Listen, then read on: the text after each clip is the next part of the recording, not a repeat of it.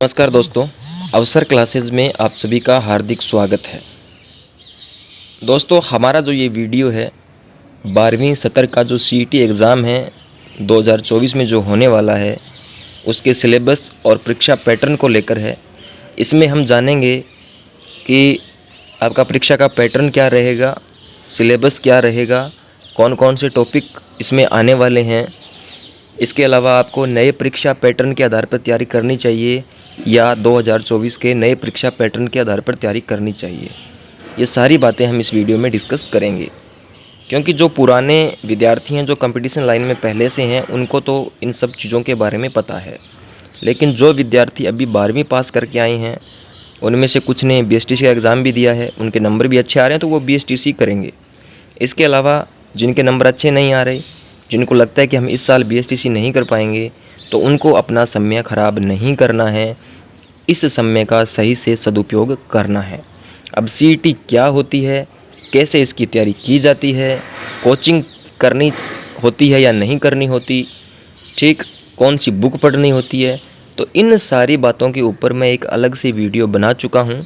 अगर आपने अभी तक वो नहीं देखा है तो इस वीडियो के एंड स्क्रीन पर आपको वीडियो मिल जाएगा, या फिर ऊपर आप आई बटन पर क्लिक करके इस वीडियो को देख सकते हैं, जिसमें आपको एक एक इन्फॉर्मेशन के बारे में जानकारी दी गई है। इसमें मैं वो सारी जानकारी साझा नहीं कर सकता क्योंकि वीडियो काफ़ी लंबा हो जाएगा। इसमें हम सिर्फ आपके परीक्षा पैटर्न, उसके सिलेबस और इसके अलावा आपको पुराने या नए के आधार पर तैयारी करनी चाहिए या नहीं करना चाहिए, और आपका जो सीईटी का एग्ज़ाम है 12वीं स्तर का, वो कब होगा, तो इन पे हम चर्चा करेंगे। तो पहले हम आपका थोड़ा सा जो परीक्षा पैटर्न है उस पर चर्चा कर लेते हैं। तो यहाँ पे आपका परीक्षा पैटर्न देखिए कि इसके अंदर आपसे राजस्थान का इतिहास, कला, संस्कृति, ठीक है, राजस्थान का भूगोल और भारत का भूगोल, राजस्थान की जो राजनीतिक व्यवस्था है उसके बारे में, राजस्थान की अर्थव्यवस्था, दैनिक विज्ञान, रीजनिंग, मैथ, सामान्य हिंदी, सामान्य इंग्लिश, कंप्यूटर और करंट अफेयर्स के बारे में पूछा जाएगा।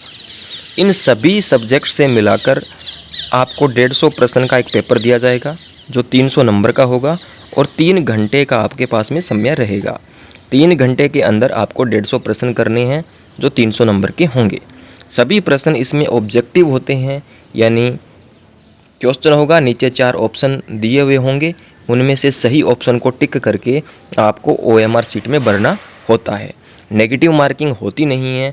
अगर नेगेटिव मार्किंग के बारे में मैं समझाऊं तो देखिए, मान लीजिए कि 1/3 अगर नेगेटिव मार्किंग है, अगर 1/3 नेगेटिव मार्किंग हो तो उसमें 3 प्रश्न अगर आप गलत करोगे तो आपका एक सही प्रश्न है वो डिलीट कर दिया जाएगा, यानी उसके जो अंक हैं उनको माइनस कर दिया जाएगा। लेकिन इसमें ये सिस्टम नहीं है, नेगेटिव मार्किंग आपके सीईटी में नहीं है, तो इसलिए इसमें आप आसानी से बढ़िया तैयारी करके अच्छे अंक हासिल कर सकते हैं। जब आप ये सीईटी पास कर लेंगे, उसके बाद क्या होता है, क्या करना होता है, ये सारी इन्फॉर्मेशन मैं पहले वाले वीडियो में दे चुका हूँ, तो एक बार उस वीडियो को ज़रूर देखें। अब देखिए साथियों, यहाँ पे अगर मैं चर्चा करूँ आपके पाठ्यक्रम को लेकर, तो पाठ्यक्रम में सबसे पहले तो अपने देखेंगे कि राजस्थान का इतिहास, कला, संस्कृति, साहित्य, परंपरा और विरासत, उनके यहाँ पे ये सारे के सारे टॉपिक दे रखे हैं कि इस सब्जेक्ट के इन टॉपिक से आपसे हम क्वेश्चन पूछेंगे। उसके बाद में अगर अगला मैं यहाँ पे सब्जेक्ट देखूँ तो वो है राजस्थान और भारत का भूगोल। उसके यहाँ पे सारे टॉपिक दे रखे हैं कि इन टॉपिकों को आपको तैयार करना है, इनसे हम आपसे क्वेश्चन पूछेंगे। उसके बाद में राजस्थान की जो राजनीतिक व्यवस्था है, ये सारे टॉपिक यहाँ पे उन्होंने दे रखे हैं। फिर राजस्थान की अर्थव्यवस्था आ गई, ये सारे के सारे टॉपिक अर्थव्यवस्था के आ गए हैं। इसके बाद यहाँ पे जनरल साइंस, यानी आपकी जो दैनिक विज्ञान है, तो दैनिक विज्ञान के ये सारे के सारे टॉपिक यहाँ पे दे रखे हैं, तो इन टॉपिकों से आपसे क्वेश्चन है वो पूछे जाएंगे। उसके बाद में मैथ और रीजनिंग यहाँ पे इन्होंने सारे टॉपिक दे रखे हैं, मैथ और रीजनिंग के। उसके बाद में सामान्य हिंदी, तो सामान्य हिंदी में ये क्या कुछ पूछेंगे, तो संधि और संधि विच्छेद, समास, उपसर्ग, प्रत्यय, पर्यायवाची शब्द, विलोम शब्द, अनेकार्थक शब्द, युग्म शब्द। तो इस प्रकार से इन्होंने पूरे के पूरे टॉपिक यहाँ पे मेंशन कर रखे हैं कि ये टॉपिक आपको पढ़ने हैं। उसके बाद में जनरल साइंस, तो जनरल साइंस के भी यहाँ पे इन्होंने जो जनरल इंग्लिश है तो जर्नल इंग्लिश के भी यहाँ पे क्वेश्चन जो टॉपिक है इन्होंने दे रखे हैं। उसके बाद में कंप्यूटर, तो कंप्यूटर के ये भी सारे टॉपिक यहाँ पे दे रखे हैं। और उसके बाद में है आपके करंट अफेयर। अब करंट अफेयर में आपको राजस्थान की करंट अफेयर पढ़नी होती है, भारत का और अंतर्राष्ट्रीय महत्व की जो प्रमुख घटनाएं होती है उनको पढ़ना होता है, वर्तमान में जो चर्चित व्यक्ति है या जो स्थान है या जो संस्थाएं हैं उनके बारे में थोड़ा सा नॉलेज लेना होता है, खेल एवं खेलकूद संबंधी जो भी गतिविधियां होती हैं उनके ऊपर जो भी बढ़िया न्यूज़ रहती हैं उनके ऊपर आपको थोड़ा सा पढ़ना रहता है। ठीक है, अब देखिए, अब ये जो सिलेबस मैंने आपको बताया है, ये जो मैंने आपको सिलेबस बताया है, तो आप ऊपर देखिएगा, ये जो सिलेबस है ये 2023 का सिलेबस है, यानी ये पुराना सिलेबस है। ये सिलेबस कैसा है?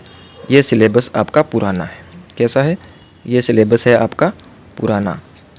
अब विद्यार्थियों के मन में बात ये आ रही होगी कि सर ये सिलेबस पुराना है तो हम अभी नए हैं और नया सिलेबस कहाँ से प्राप्त करें, कब तक आएगा?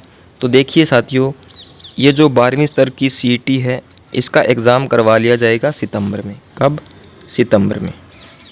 सितंबर के अंत में, यानी अंतिम सप्ताह में 28, 29, 30 तारीख के आसपास आपका CET का एग्ज़ाम हो जाएगा। अभी तक इसकी विज्ञप्ति जारी नहीं हुई है। विज्ञप्ति जारी नहीं होगी तो इसका मतलब इसका सिलेबस भी जारी नहीं हुआ है।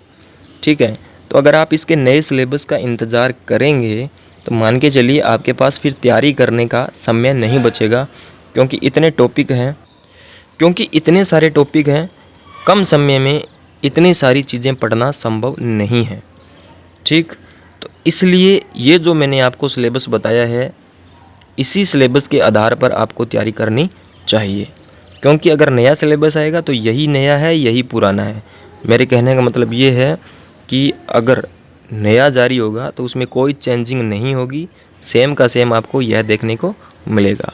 अगर नया आता है तो उसमें इनमें से कुछ टॉपिकों की कटौती ज़रूर होगी, यानी कुछ टॉपिक इसके मुकाबले आपको उसमें थोड़े कम देखने को मिलेंगे, यानी 19-20 का फ़र्क होगा, ज़्यादा फ़र्क नहीं होगा। यानी इससे ज़्यादा टॉपिक आपको नए वाले सिलेबस में देखने को नहीं मिलेंगे। आपने इसमें से जो पढ़ा उस सिलेबस में आपको इस सिलेबस के मुकाबले 1-2 टॉपिक कम देखने को ही मिलेंगे।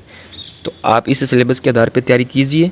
जब नया सिलेबस आएगा तो उसको एक बार देख लीजिए, उसमें से जो टॉपिक आपने तैयार कर लिए हैं उनके ऊपर टिक कर दीजिए कि हमारे ये टॉपिक तैयार हैं।